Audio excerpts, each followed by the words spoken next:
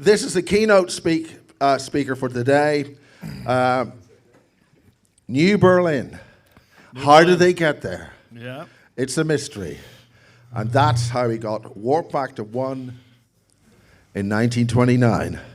And Civil War, a war in Mars between 1945 and 1990, but you're not going to be covering that end of it, I think. Don't think. Not quite. Not quite. Well, without any more ado, BASES 2025 International Disclosure Conference welcomes Brad Olsen. Thank you. Thank you guys so much. It's a real pleasure and honor to be here, and Miles and I have been in touch with each other for years. In fact, I quote a conversation we had in my new book, which unfortunately I'm sold out of already. But it's not even supposed to be released until the end of this year. So these are just advanced reading copies. But Miles and I had several conversations online about the black goo, and there is some of that having to do with Antarctica. This is my second presentation on Antarctica because the first was when I took a sailboat from there to there across the Drake Passage, one of the most notorious stormy seas of the world. I got violently seasick for 3 days. I think I lost about 25 pounds on that trip. So if anybody needs to go on a crash course diet, even 50% of the people that take a cruise ship get seasick. And almost everybody who sails there or goes by boat leaves from a town called Ushuaia, southernmost city in the world, certainly in South America, Argentina. And just a couple interesting little tidbits from that trip.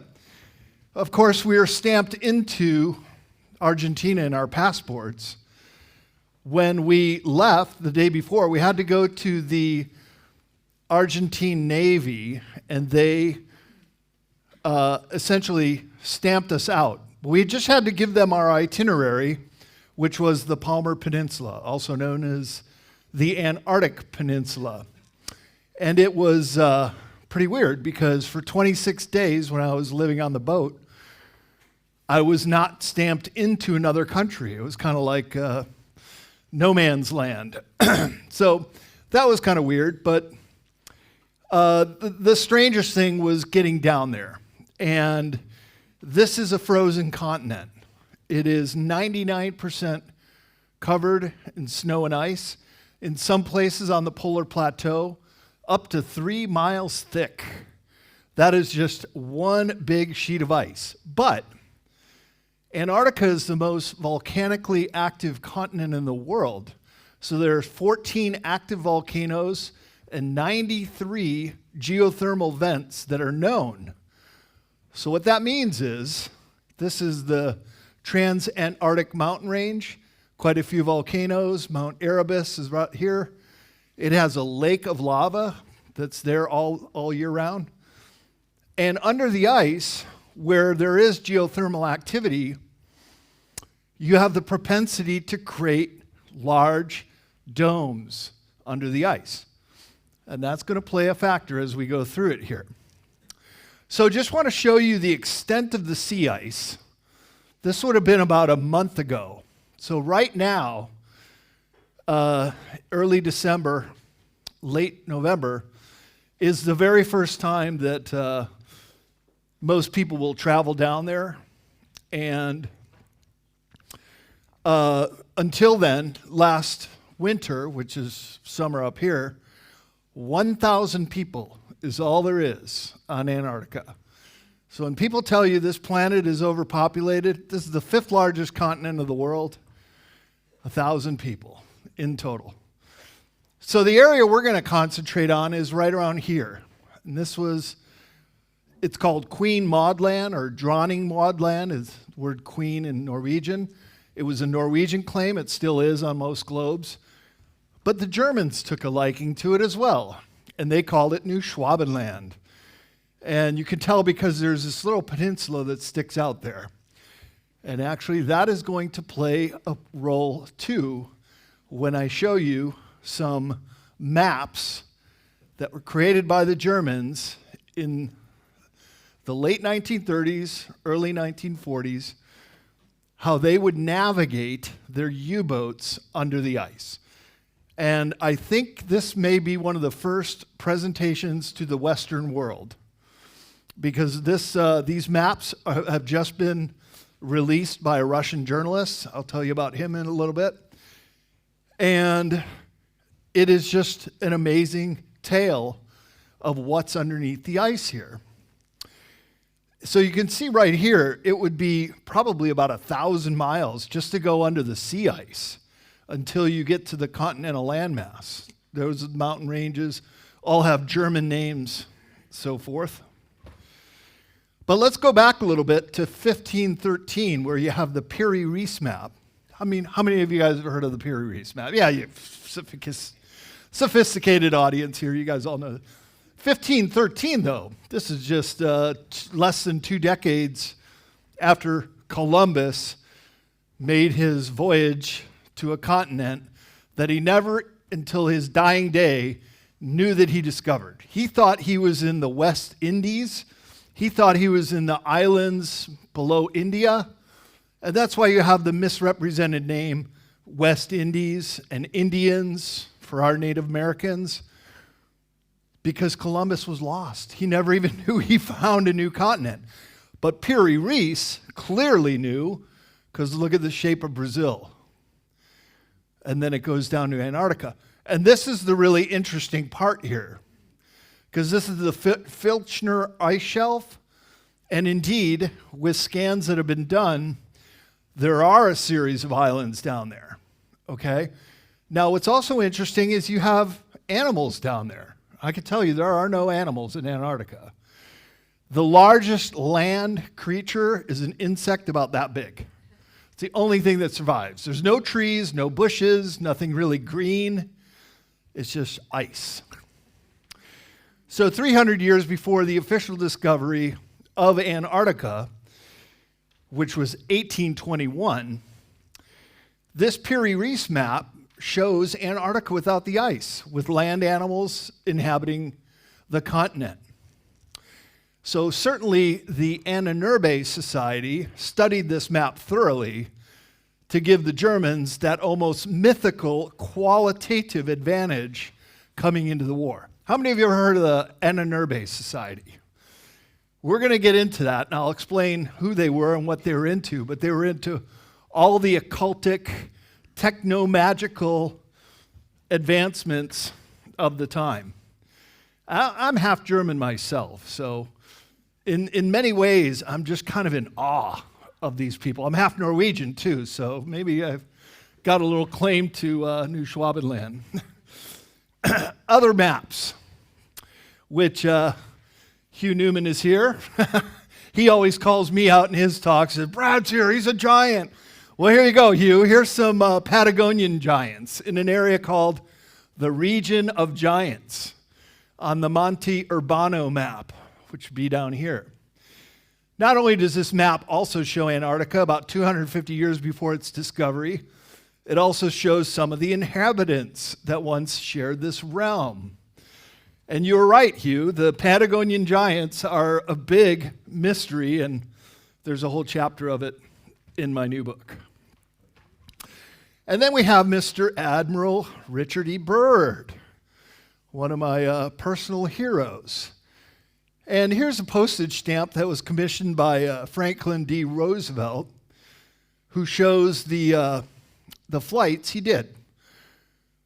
Some say he didn't quite make it to the North Pole in 1926, turned around a little bit prematurely, but not to belittle his accomplishment. And that was certainly in 1929, he was the first to fly over the South Pole. And there they are, getting ready for that flight. So he was the very first one to fly over it. And keep in mind, Scott and Amundsen, they only got there on overland just 15 years prior. So this is all very new 1912, Scott and Amundsen made that trip. Well, Amundsen made it in December, Scott 35 days later. You can imagine the disappointment on the British team who had been preparing for this for years, only to find the Norwegian flag flying at the pole. And by the way, Amundsen survived with all his crew because they were using dog sleds. All 5 members of the Scott party perished on the ice because they were pulling their sleds. And one of the reasons they failed and couldn't get to the last supply depot is they were carrying these fossilized rocks to bring back to your British society, to the museum, to bring back.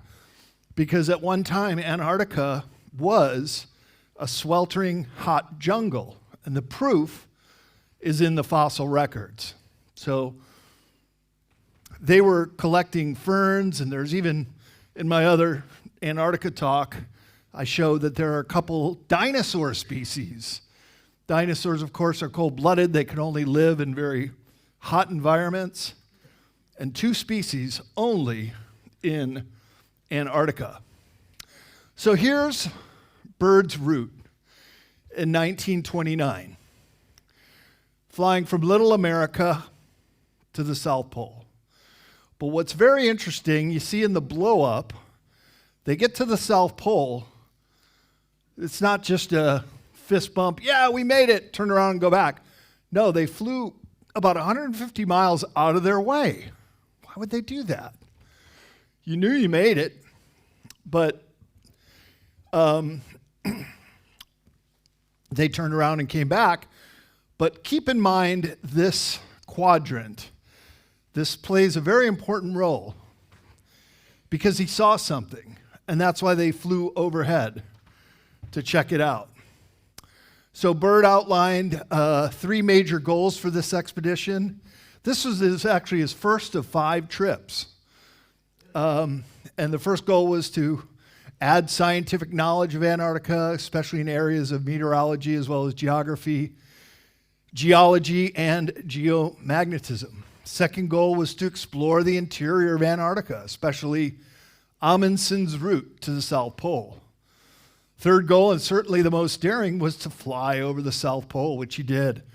In 13 months spent on the Antarctic continent, the Byrd expedition accomplished all of its objectives and more. He was one of the greatest explorers of our time. So here are the maps of the South Pole as it is today. Here's the map of the whole continent. This is about where Little America was. Let me just flip back because this is very significant. See, Little America to the pole does that little route. That route was about here. This is where Byrd flew over, and this is called the clean air sector. Overflight below 2,000 feet is illegal, but who's going to fly transcontinental Antarctica over 2,000 feet? So there's another Antarctica person. I don't have to name him. He and I have had some squabbles online, and he's always saying, well, there is a no-fly zone, but you can fly over it. Well, nobody flies over Antarctica. Where are you going to go? I mean, it's so huge. South America's here. New Zealand's here. But very few flights do that. And South Africa is up here. But it also says overland transit prohibited except for essential purposes. Overland travel. Okay? So this is a blow-up of the blow-up. This clean air sector, that's where Byrd flew over. What were they doing? Why is this such a forbidden area? Well, I had the great opportunity to interview Brian S., who was part of a C-130 flight crew that encountered high strangeness from 1984 to 1987 while he was doing about 100 flights. Several times he and the crew all watched silver discs darting around, flying over the Beardmore Glacier. He said that what he described as an entrance to a human ET collaboration base. Those are his words. The hole in the ice. Now you notice, that is the same sector that Byrd flew over. That is a no-fly zone. That is the air sampling station, which I said, was there an air sampling station? No. He saw no evidence for it. It was a cover story to guard the hole in the ice. And this is what in our intelligence services would call the core secret. And this is why the NSA has been found to be on the South Pole Station as well as McMurdo. They have an unmarked building. They're kind of like the Area 51 in Antarctica. Everybody knows they're there, but it's the unspoken secret. So Brian S. had to do an emergency evacuation. And like I said, I talked to him. He was Linda Moulton Howe's whistleblower. Linda and I, Dr. Michael Sala, we all have done a lot of Antarctica research. And Linda was gracious enough to ask Brian if we could talk, and we did. And what he told me was that when they did the flight, it was a matter of life and death. They had to get someone here to get him off the Antarctica continent. Same thing happened to Buzz Aldrin, second man to walk on the moon. He needed an emergency evac. And so they defied the no-fly orders, because otherwise they would have had to go around and then go to Davis, so they went right over. The whole crew saw it. A gaping hole in the ice, several miles wide enough to drop a plane into.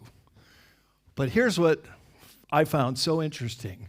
From the South Pole Station, there were snowmobile and cat tracks, like you'd see grooming a ski mountain, that went from the station about 50 to 70 miles to the hole. And the road, there is a road that just corkscrewed down into the hole. That's amazing. So you have a land route, you have a flight route, and I'm going to show you the sea route to get to this same location within about 150 miles. So they do the South Pole flight, an emergency rescue to Davis Base. His crew made the diversion through the no-fly zone and spotted this massive chasm. They all discussed what they saw and attempted to fly over it again. So they come back, they drop the guy off. They're coming back and said, let's go look at it again. They discussed what they saw. They attempted to fly over it again, but were advised by ground command not to do so. Upon returning to McMurdo Station, Brian and his team were reprimanded and were told by their superiors, "You did not see what you just saw." His quote. But Brian did not have to sign a non-disclosure, and years later decided to speak out. He contacted Linda Moulton Howe. He said that the hole is located about 10 miles north of the South Pole Station. I've heard it's more like 50, which would be more indicative of that X. The air sampling station no-fly zone is a covered for secured airspace surrounding the massive hole with a snowmobile and snowcat road corkscrewing down into it.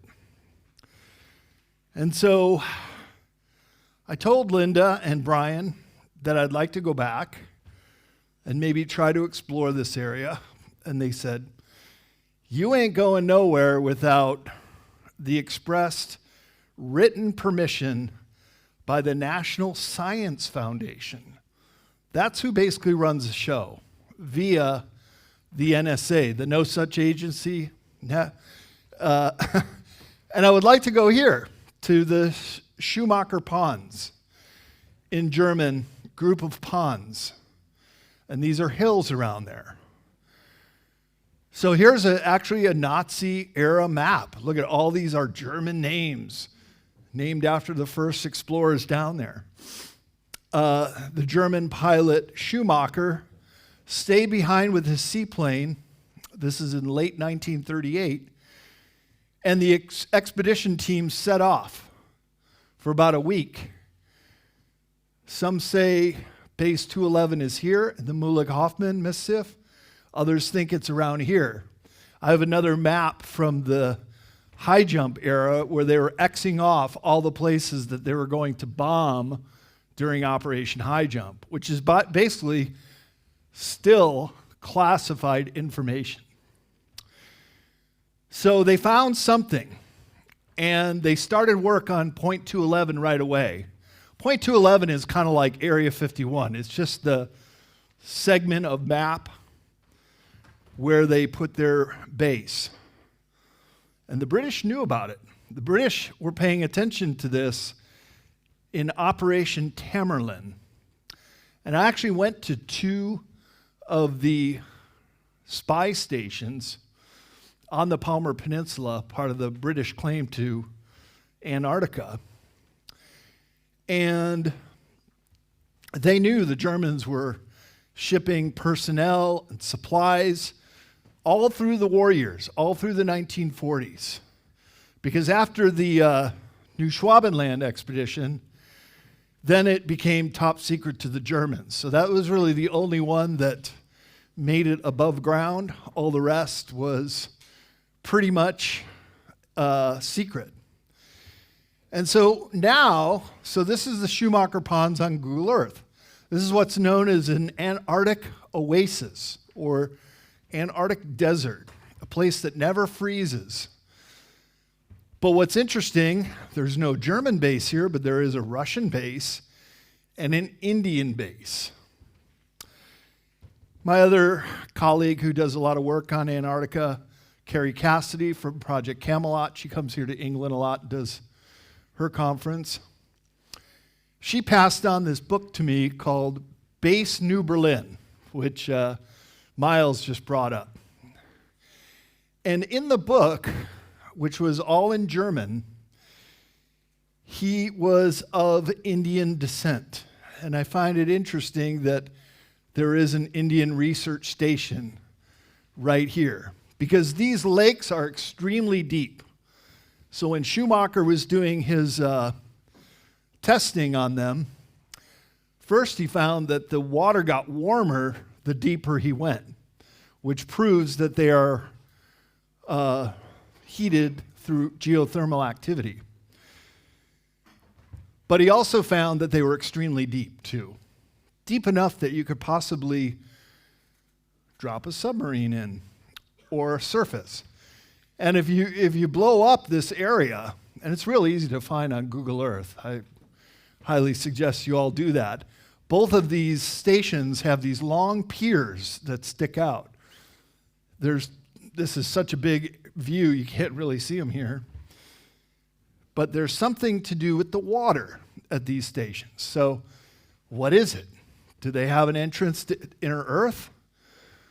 Many senior Nazi officers believed in the hollow Earth theory, proposing that planet Earth is entirely hollow or contains a substantial interior space, an atmosphere, inverted gravitational forces, and a selection of uniquely evolved animals and plants, which are heated by an interior spinning molten sun, or a black sun. We may have seen the black sun motif, which is in the Wewieselberg Castle. And by the way, just like the Nazi flag or the black sun motif is illegal in Germany. You can't fly either one of those flags. And I have a picture of a model Honeyboo aircraft, one of their UFOs they developed. You can't buy those in Germany. My friend David Hatcher-Childress, he had to order it through Turkey to get his model airplane. So this hollow Earth theory was all the rage in 1930 Germany. It was proposed by astronomers and leading scientists, including Edmund Halley, British scientists in the late 17th century, all believed there were advanced races of people living down there. So this is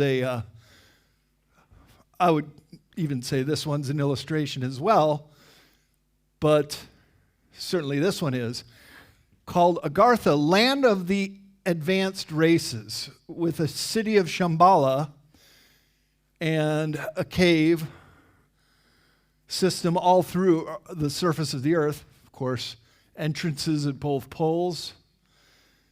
And I still don't know how to really rationalize a hollow earth with a central sun. So that's why let's just leave that up to an illustration to give us an idea of what that is. But the Tibetans knew, and the Germans got it out. How many of you saw the movie 7 Years in Tibet with Brad Pitt? Yep.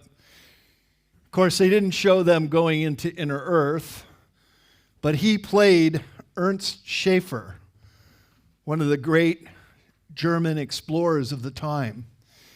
And what they got out of it, one of the things, this is the original, which you would look at and say, oh, that's kind of a cool mandala. But when you go deeper, you have the emblem of the Anunnurbe Society. You have magnetic North Pole in the south, vice versa. This is the geographical South Pole. The Germans wrote in their notes. The Russians were the first to Germany after the war. And so they had first dibs on it too, and then they interpreted all these different symbols on the map. So immediately following Ernst Schaefer 1938 expedition to Tibet, the Germans wasted no time to go down to Antarctica. The very first summer down there, they went. So Ernst Schaefer comes back with something very important from Tibet. Not only this, which is a diagram to inner earth, but a whole lot of other stuff. And we think that not just any base, but based on ancient knowledge and directions from the Tibetans how to go under the ice. The Soviet secret police agency NKVD found the Germans were collecting this material since the 1930s, especially the Anunnurbe Society. Their supreme command decided to handle the case and understand what exactly the Germans found down there. So the NKVD, similar to our CIA or your MI5, they got the lion's share of this information. And then some other kind of maps like this, which I still don't know really what to make of it either, but you see a north and a south entranceway. And by the way, the Nazis were very active in the Arctic Ocean as well. They had a base in northern Greenland called Thule, T-H-U-L-E, or Thule. Russian explorer and author Nicholas Roerich led a 1924 expedition aimed at discovering Shambhala. So the Russians were into this as well. And he claimed that his spiritual masters, the Mahatmas in the Himalayas, were communicating telepathically with him, and these became the secret chiefs of German occultists, who in turn influenced Adolf Hitler and the High Command. So this is what the Anunnurbe Society was doing. They were looking into their ancestral roots, and they found that a lot of this has to do with this whole concept of inner earth. So then the Germans created their own maps of the inner earth. And these may be myself and Robert Seffer are the first to bring out these maps. At the conclusion of World War II, the Soviet Army was the first to capture the German Oberkommando DHS, OKH, headquarters in Berlin, where they found the files of the Ahnenerbe organization. The Ahnenerbe is therefore mentioned several times in this KGB ROM file, which was put together as a briefing for top Soviet officials, including Joseph Stalin.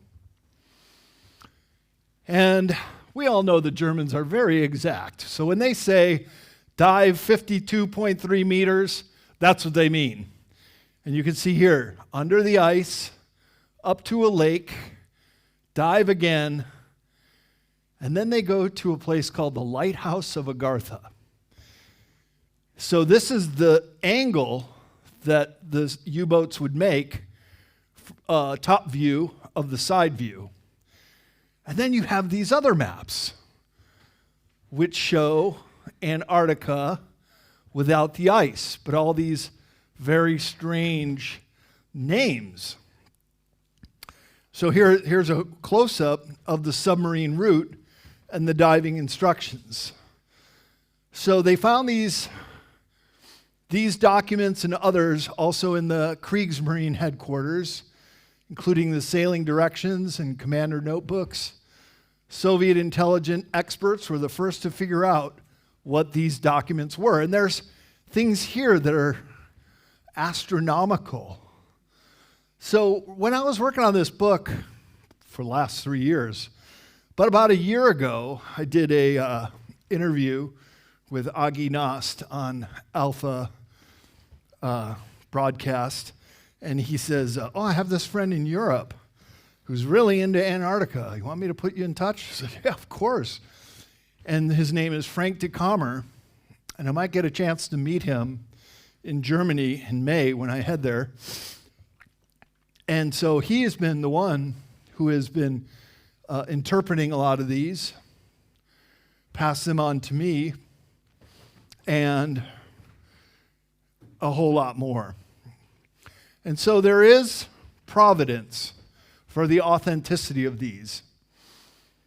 And in this case, on each one of the maps is a unique number signed by a top admiral with a stamp. And the Soviets later confirmed the given coordinates of the German U-boat routes under the ice from this KGB ROM file, from the research of the Ahnenerbe. Besides the precise location, they refer to their own Soviet naval underwater mission to that same place. So right after World War II, the Soviets tried to follow the U-boat route with their own submarines. Amazingly, when the Soviet subs reached the under-ice entrance, they were met by menacing submersibles that forced the Soviets to turn around. This is in late 1945, and as we'll see the following year, the Americans go down with a military expedition called Operation Highjump. So here is this journalist. Let's see if this is going to play. Just added this today. Not going to give us the sound? I don't know. No, it's going to play Pearl Jam instead. But what I want to show here is the providence. We can kill the music. It's in Russian anyways. That this can just play over and over.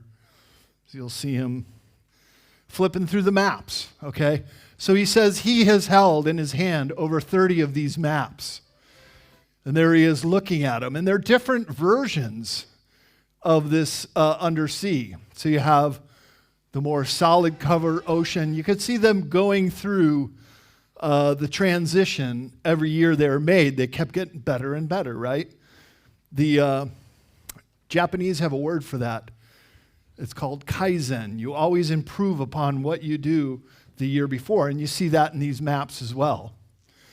So these strictly confidential maps and directions were written specifically for the commanders of the U-boat. And this journalist, Nikolai Subotin, he came into possession of them at the end of the Cold War. So when the Soviet Union collapsed in the early 1990s, you could show up in Moscow with a suitcase full of hard currency or gold and silver, talk to the right people, alien autopsy videos, crash sites, and Antarctica research all came out of the Soviet Union to the highest bidder. He says he got them in the black market at a so-called flea market. And let's see if we can see the timestamp here. August 2nd, 2022.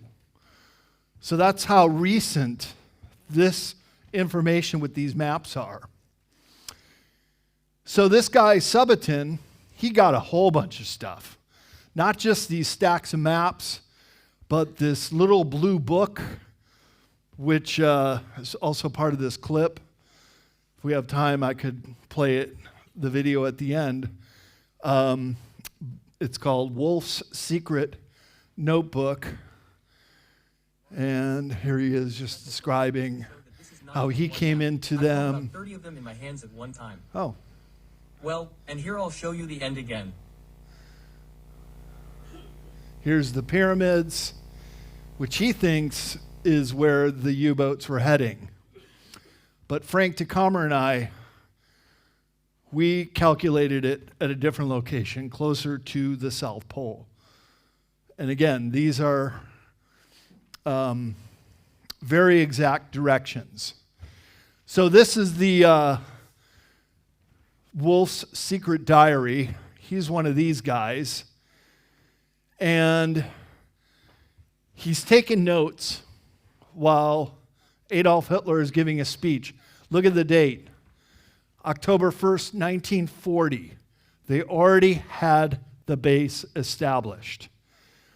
Because the Fuhrer says, the joint and organized research of our scientists, sailors, and submariners of the Kriegsmarine have achieved the impossible, and successful work of the SS departments in the field of the ancestral earth of the great empire have decreed to us grant new and infinite territories for the German Reich to discover in Antarctica. They are under the ice of the South Pole. In connection with the development of the new territories, I order within the next 6 months to carry out a careful and covert selection of volunteers for the encirclement of the new territories of the German Reich in New Swabia, with the forces of the specially formed commission for recruitment in the Wehrmacht, Luftwaffe, Kriegsmarine, and in the units of the SS. These are the direct orders of the Führer. And also, this is a letter. Well, this is it written out. There's still some more there. Goes on, the commission working on the selection of candidates must take into account that the volunteers will say goodbye to the fatherland forever and will be sent to New Swabia for a permanent stay. The measure to relocate the best candidates from them who work on the selection of candidate ranks of the military via the SS members must be carried out under strict secrecy. As the person responsible in the Reich for the resettlement of a portion of the population of purebred Aryans to New Swabia and for ensuring the secrecy of this action, I appoint Reichsleiter Martin Bormann, who at the end of the war was the number 2 in charge. And Martin Bormann, interesting fella, he was put on trial in Nuremberg, found guilty. He wasn't there in absence, and his sentence was to be put to death if they ever caught him. They never caught him, and he keeps popping up all over South America in the 1950s. And when I was down there 7 years ago, on my way to Antarctica, we went to a bunch of locations that were these German micronations. So about the size of our small states, or about the size of Wiltshire here. And the Germans bought up huge land parcels in Chile, in Argentina, and Brazil. And Martin Bormann was the money man.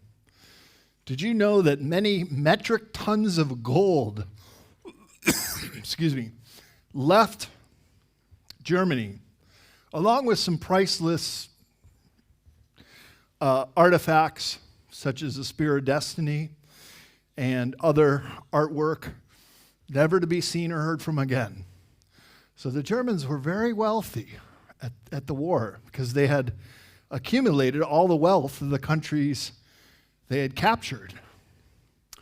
And that wealth disappeared, including in the central bank. So they kicked out the Rothschilds. That was one of the things that the Germans loved about Hitler, is he got rid of the central bankers. In fact, they arrested one of the Rothschilds in Austria. And it was, I think the British royal family negotiated his release. But the Germans started their own currency, did very well with it. That was kind of the German miracle in their economy in those years. And so they are pouring it into, of course, the war effort, but also into their new colony. Because Germany was very overcrowded, very small country. They needed land. They needed it bad. And they found it in Antarctica. So not only did the Army and Navy take part in this expedition, but so did the U-boat fleet and the flags of the Kriegsmarine, which, by the way, that's the Southern Cross. You can only see that constellation in the Southern Hemisphere. So why are the Germans putting that on their flag unless they have full intention of relocating a sizable population in Antarctica? On the low end, I've heard that number is about 200,000. On the high end, 2 million. That's a lot of people at the end of the war.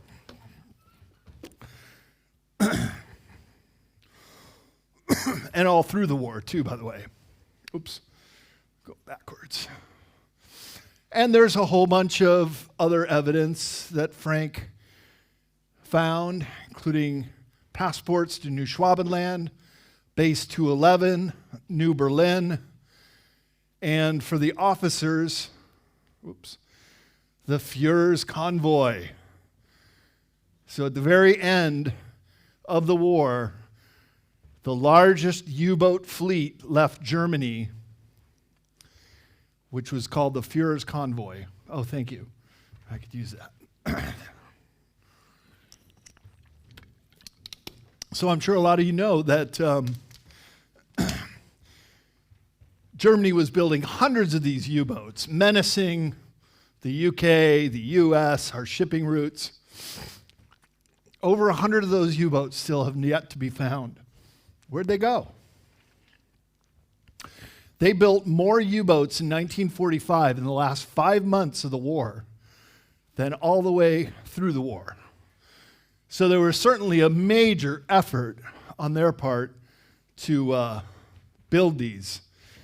And at a certain moment, they reached the number of 1,000, then started to replace the destroyed U-boats with new ones and gave them the IDs of the old ship. So there were, quite a few U-boats that got renamed. So a whole bunch. And here they are going down there with the Führer's convoy, with these passports to New Berlin. And then this is one of the last generations of these maps when it comes very clear what we're looking at. And all of these names from the Valkishir Ocean, which is also named there, the southern entrance, New Schwabenland, New Berlin, and the U-boat fulcrum of the German Navy. So the U-boats could come in, get repairs, drop stuff off, And then they carry on. The city of the Aussies, Sangrin Islands, and on this side is Shambhala, city of the gods. So this could be northern hemisphere or northern under the ice, and this is certainly southern under the ice with this entrance that goes, like I showed you on the very first slide, you go under the ice for about 1,000 miles before you get to the continental landmass of Antarctica. So on the left, we can see the U-boat harbor. There's an island named New Schwabenland. In the north, the city of the Aussies. Why this island of the mountains, Sangin, is also marked remains unclear. These are Frank's notes. I assumed it to be explained in another set of maps, of instructive maps that is being mentioned on the larger map, of which this is a cutout, and was only to be opened after reaching the lighthouse of Agartha, which is not shown here, but it is mentioned on the description. So Frank did a colorization here to make it easier. This is land, this is ice, this is a lake, there's a U-boat following those same directions. And then here are, in German, on one of the map sets, Agartha, by name. So dive at the point where the coordinates tie the exact junction of the southern latitude with the eastern latitude. This is how Frank determined where this route was. The diving point, the difficult maneuvers, the sailing on the surface of the cave, and then when you get to the lighthouse of Agartha, further instructions in package 3, which has not been found, but that was to tell the crew and the captain how to deal with the people of this under ice realm. So here's what Frank plotted out based on these maps.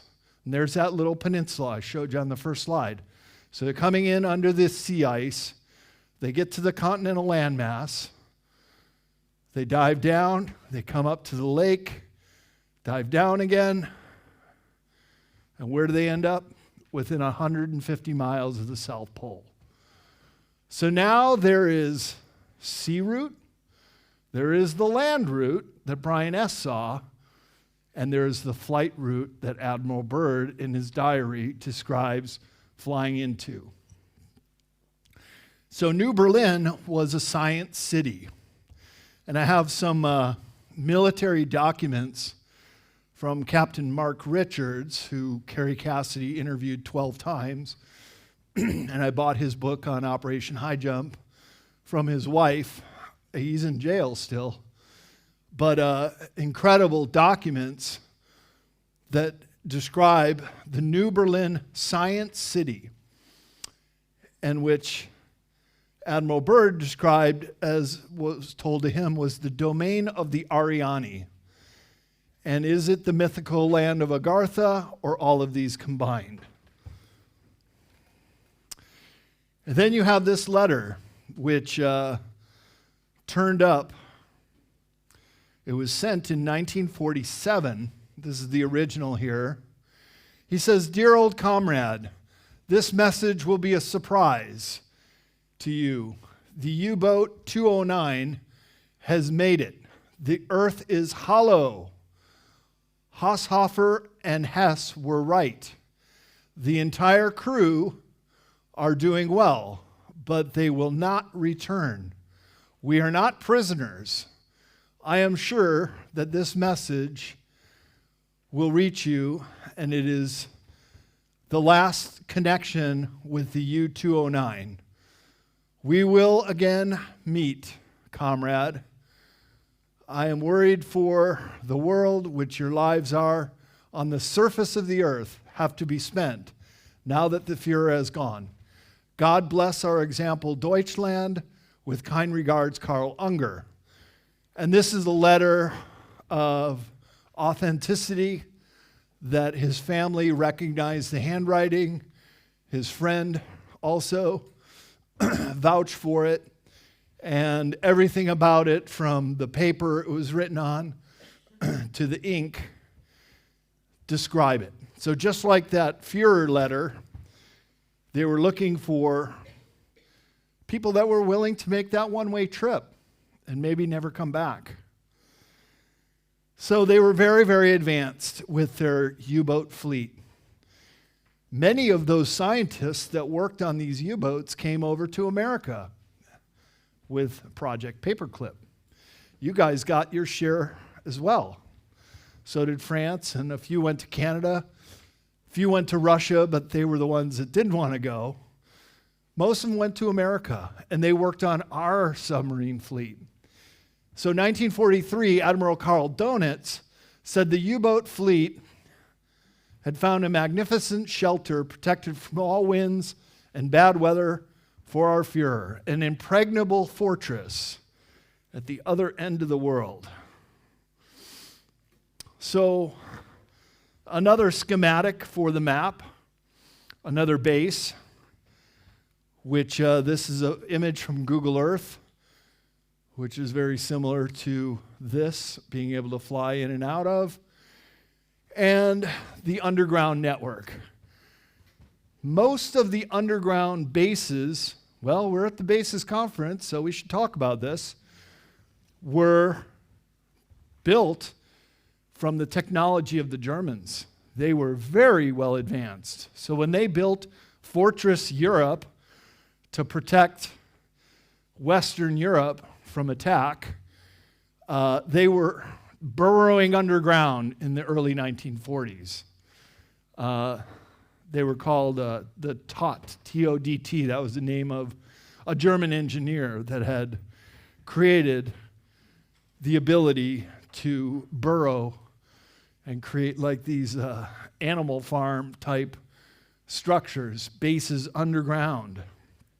And there's not one of these, but two of them in this one area in southern New Schwabenland. So I think that is the Thule Refuge in New Schwabenland. 3 different bases I've identified in the book. The New Berlin base, Point 211, and the Thule Refuge. And here's where you guys were the first to find out the Germans were doing what they were doing in New Schwabenland. This is where I went. Actually, I'll show you. Came over on a sailboat. First island we got to was out here. Then we came in the Bransford Strait. We got down to the Vernansky base, which is here. And then came back to the Melchior Islands, back to Cape Horn.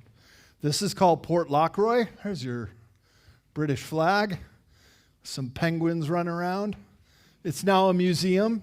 There's a post office there. You can mail your postcards. And both of them were spy stations of Operation Tambourine. The British secret war in Antarctica took place during World War II, just before Operation Highjump. So they were sharing information with the Americans who were spying on the Nazi activity. Basically, they're picking up on the U-boat transmissions. The very last cable that the head of the Luftwaffe sent was to Terra del Fuego. And he was on trial at Nuremberg, and he was put to death. Well, actually, he popped a cyanide cap because he was hoping to get out with the rest of them. But they had to do a trial at Nuremberg to do a dozen or so top officers, and they were all found guilty as well. These British spy stations were actually very clear what they were up to. And you can walk in them. There are no locks, and there's still cans of food on the shelf. Hermann Göring was the one who sent that cable to Terra del Fuego. So we knew that they were doing a lot of activity down here. And so the Brits shared their info with the Americans, who then put together Operation Highjump. Here's some headlines from 1941, May 1941, before the U.S. even got involved in World War II. Nazi base in Antarctic reported, and it was also in the New York Times. It ran kind of on the wire. Several other newspapers ran this headline. So this is a very important map because it shows the very day that World War II ended. This is what Germany was still in occupation of. So Berlin goes down, but not Hamburg, not Norway. And these were the biggest bases of the U-boats. So they were still sending out their U-boats from the docks of Hamburg and Norway till the very last day of World War II. There are over 100 submarines escaping Europe into the North Sea. We always hear that saying that history is written by the winners.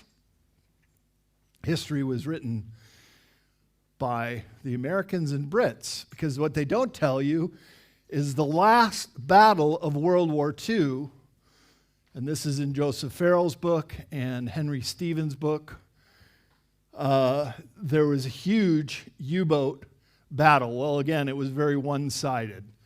It was the U-boat just basically blasting their way through the North Sea, up here to Iceland, and that was the Führer's convoy.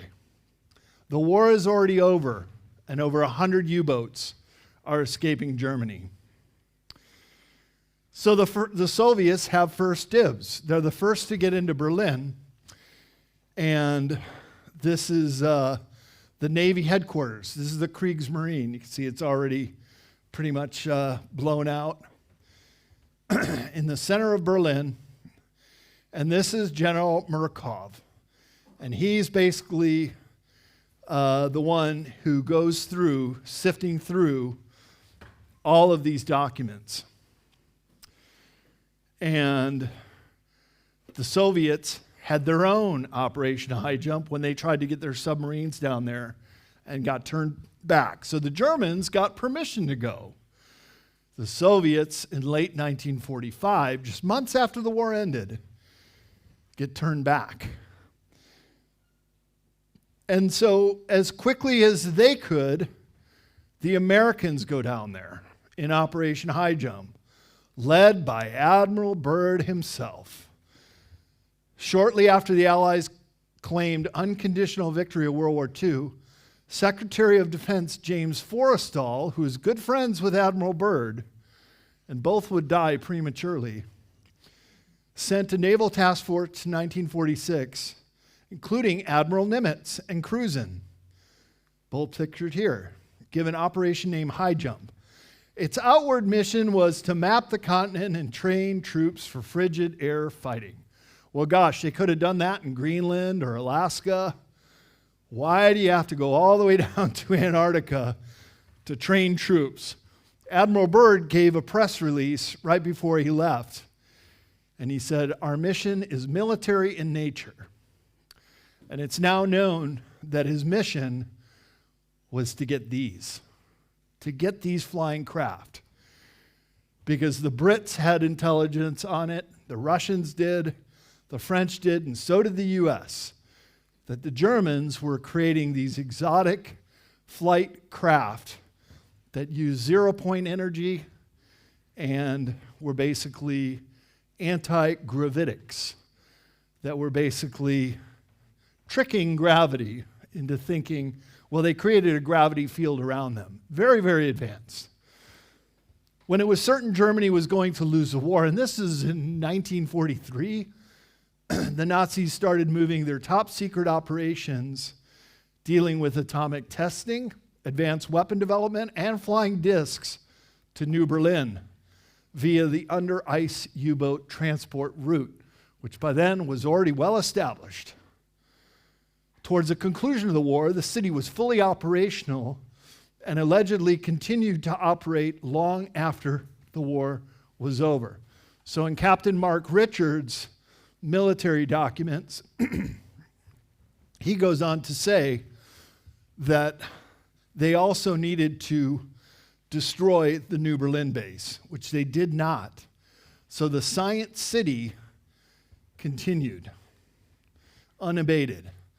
These exotic Nazi aircraft and weapons were used in the decisive defeat of Admiral Byrd in early 1947, and that is what we reproduced on the cover of my new book. And here is the Hanibu fleet, including the early renditions. You can see the size is quite different. Here is the model aircraft that David Hatcher Childress had to buy from Turkey. I mean, you can build models as a kid of the Hanibu 2, which is this one, which is the one that got weaponized. The evolution of the German and Vril Hanibu flying saucer program, seen in this chart, from prototype to fully functioning aerospace combat craft. And the outside of the, you even see the inside of this craft, which is very similar to this design. And you cannot buy that in Germany. So, again, if history were really to tell the true story, the Germans were the first to outer space, beat the Russians there by decades. First to the moon, first to Mars. We'll see if this comes out. It might, because on the back of my book, the headline is, "All roads lead to Antarctica." Of course, no roads lead to Antarctica, but all of this stuff leads there. And by the end of January 47, the Aviation Survey of Antarctica continent, which began into the Queen Maud Land, where it was suspected the Germans had landed, both the eastern and western group. So by the way, Highjump split into 3 groups. Admiral Byrd stayed near Little America, and the Highjump ships that the eastern and western group both were off of Queen Maud Land. They were the ones who were making moves. And the German claim of New Schwabenland, everything was going to plan in the first few weeks. Tens of thousands of aerial photographs had been taken. They're both mapping it out. But then the discs came out of the caves and from the ocean. The U.S. Naval Task Force confronted these flying discs at sea on February 26, 1947, also known as the Battle of Highjump or the Battle of Antarctica. It was a decisive, one-sided victory for the Germans. It was all over in about 20 minutes. One saucer that emerged from the ocean used a directed energy weapon to slice the USS Murdoch in half. Other saucers appeared to come from holes in the ice. The Allies lost a destroyer and almost half of their carrier-based aircraft, plus dozens of sailors and officers in the Murdoch, who quickly succumbed to hypothermia. And this is what it was all about. Byrd was to seek and destroy any of the bases, but more importantly, to capture a craft. And this was a direct military assault to capture this technology, and he was met by a superior dish-shaped aerial craft that could move at incredible speeds. So he's coming out of Antarctica 2 months into the 6-month expedition with unlimited funding from the Navy. Navy had never done that before. The first 3 trips Admiral Byrd took were basically self-financed. He found sponsors. So Edsel Ford, for example, paid for the plane that he flew to the South Pole with on the first trip. And so when the battle took place, these UFOs, as we would call them, now we know that they're the Hanibu, and there's even a mothership called the Andromeda, with one Hanibu here and then a couple Viral craft, the smaller ones, like scout ships there. So designs for 3 kinds of these craft, including anti-gravity mothership, a cigar-shaped craft. Wow, pretty reminiscent of what your whistleblower, who discovered the records in the Johnson Space Center, said he saw a cigar-shaped craft. That was, what's his name? That they tried to expedite up. Gary McKinnon found a cigar-shaped craft. I wonder if it was this, or maybe something the Americans backward engineered. So these craft came easily, outmaneuvered U.S. planes, and disabled key naval assets with advanced energy weapons. So at the time, it must have seemed very frightening to the U.S. troops to encounter something like that. Byrd said it was military in nature, expedition, seek out Base 211. On his way back, Byrd gave an interview that ran in El Mercurio newspaper in Chile, and he said, quote, "In the event of a new war, the U.S. would be facing military craft that can fly from one pole to the other at incredible speeds."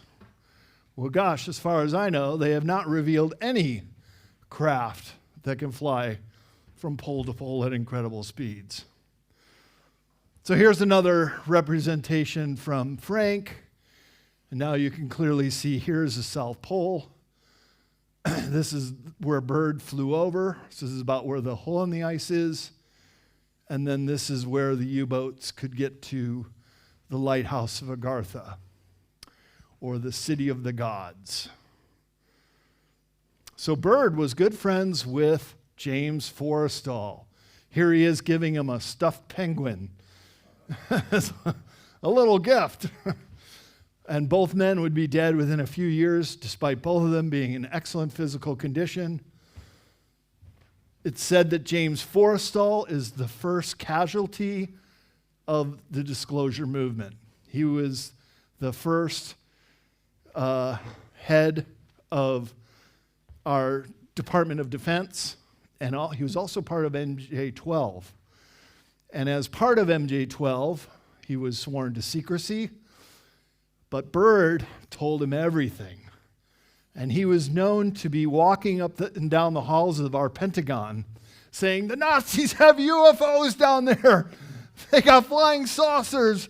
We don't know what to do with it." And that was enough for Truman to say, "Okay, you're going to Bethesda."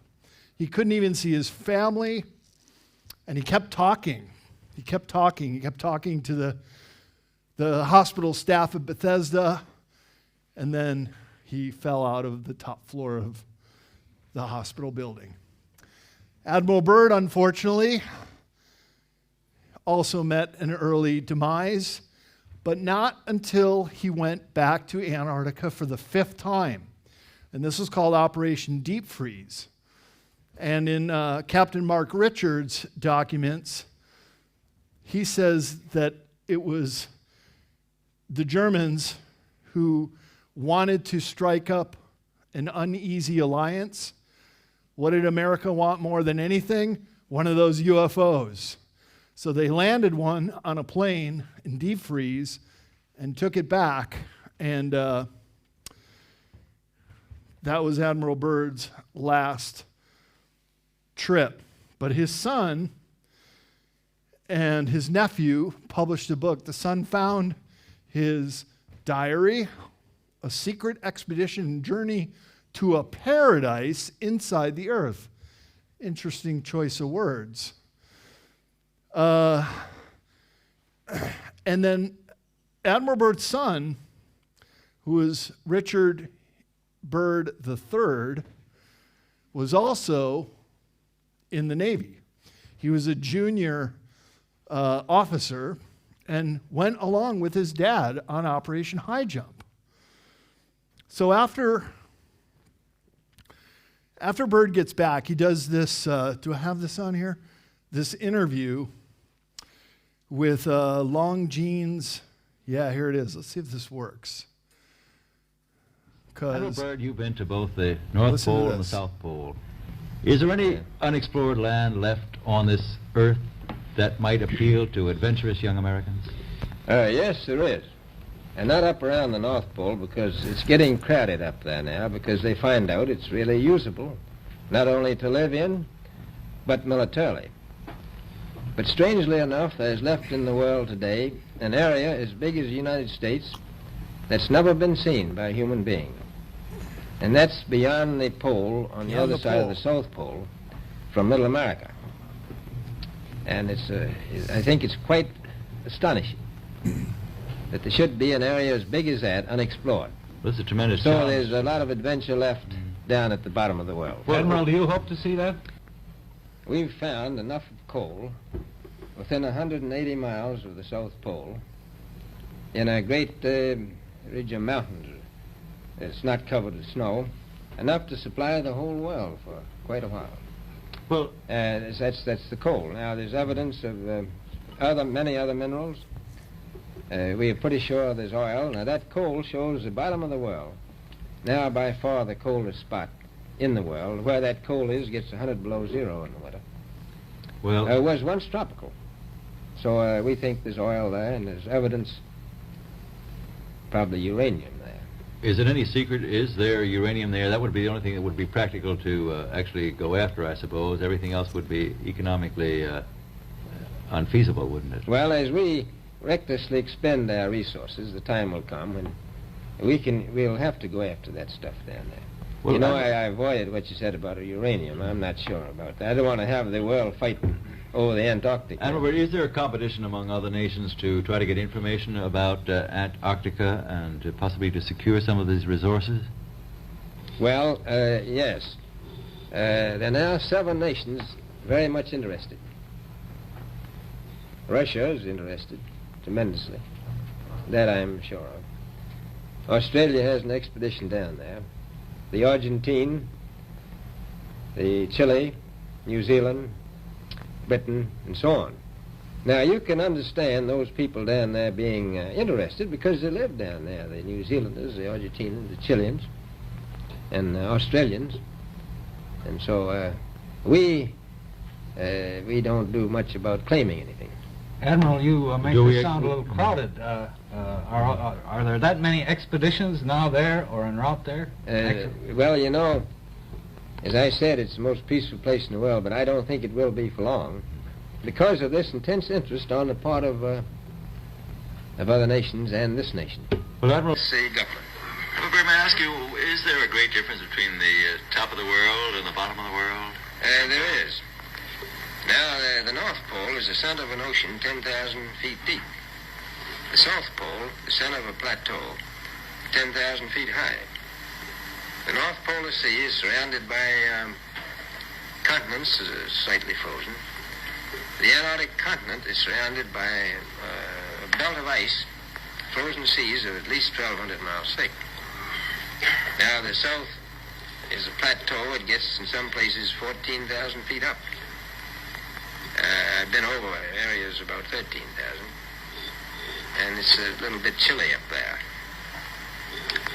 So there's that big difference between the top and bottom of the world. The North really isn't very cold up there on the Arctic Ocean.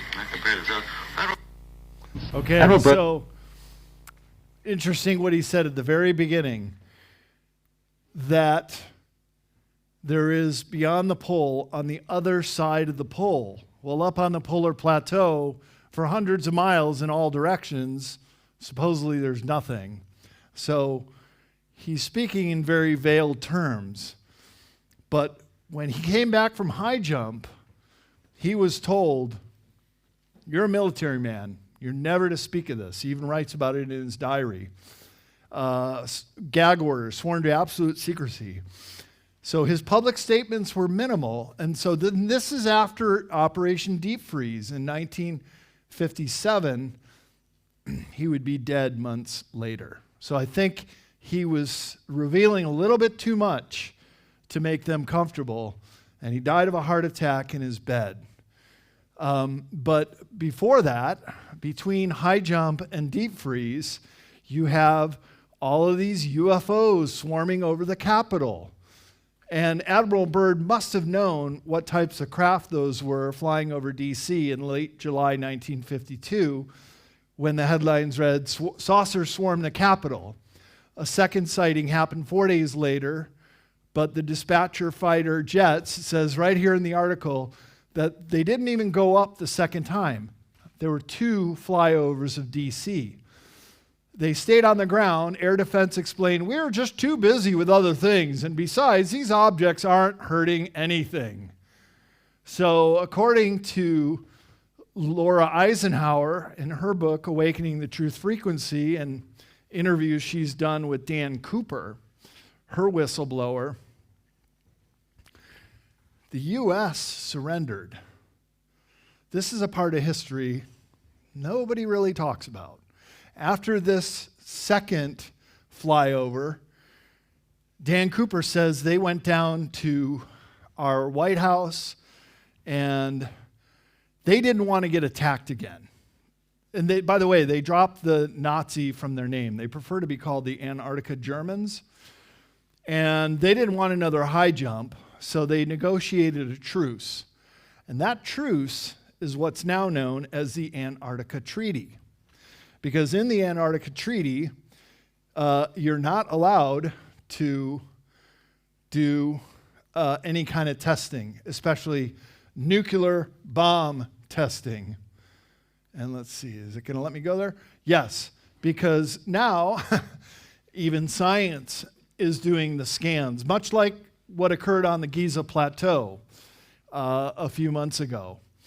They're doing this in Antarctica, and they're finding it's an entirely different world down there with its own ecosystem, with flowing rivers and lakes that don't freeze.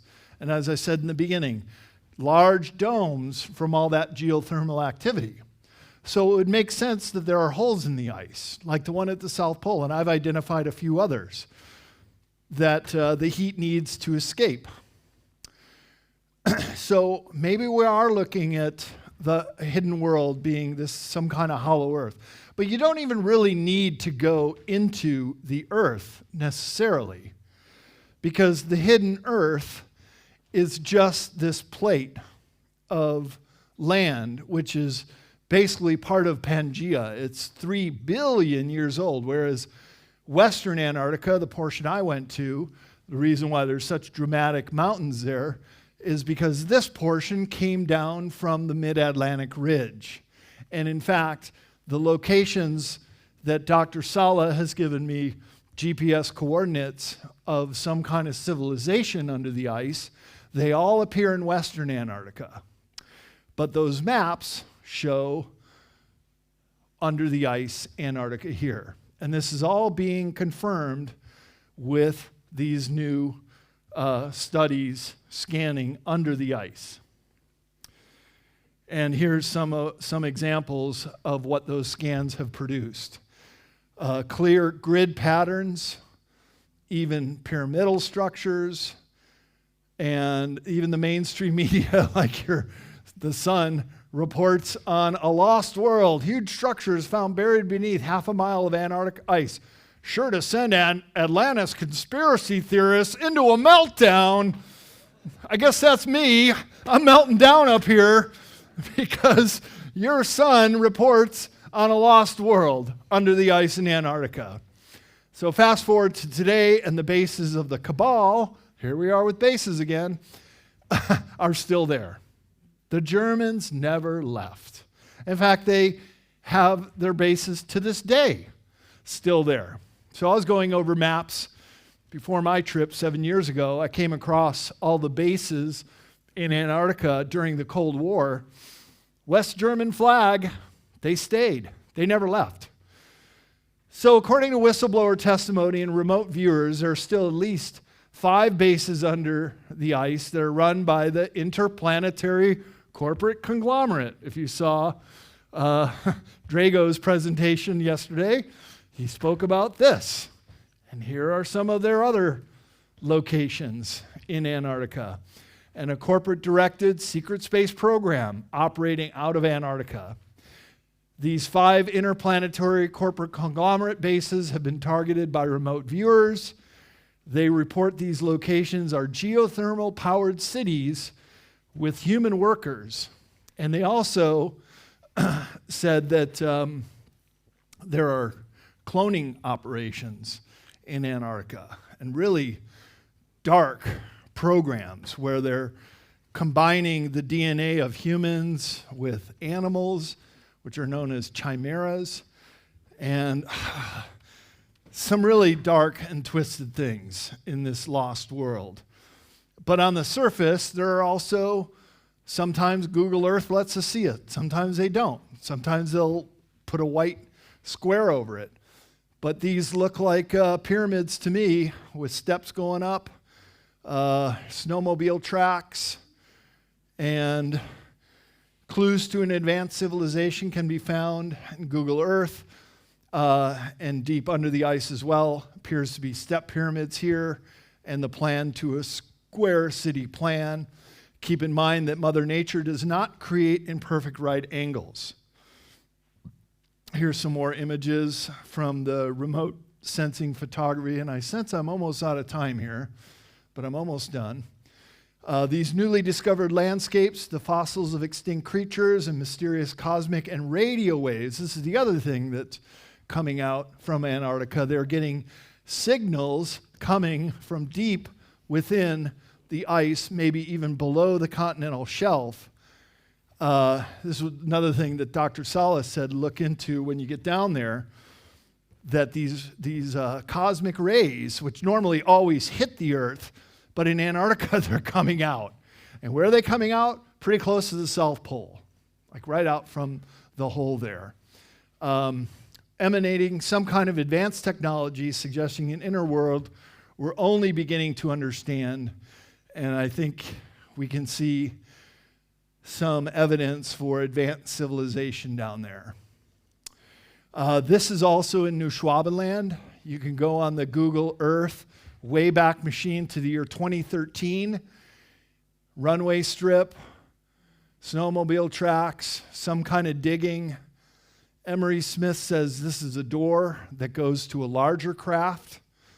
The remote viewers from the Farsight Institute did a remote view of here and says it's some kind of massive, intelligently built craft for very, very tall. You guys think I'm tall.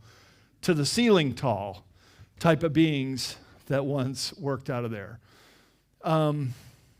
So Operation Highjump, if history were to be told correctly, was the primary catalyst for the modern era of UFO secrecy. It led directly to the creation of the CIA and the vast, unaccountable military-industrial complex designed to manage this unseen threat and attempt to replicate this technology. And that's what I got for you guys. So I thank you very much. This is the new book.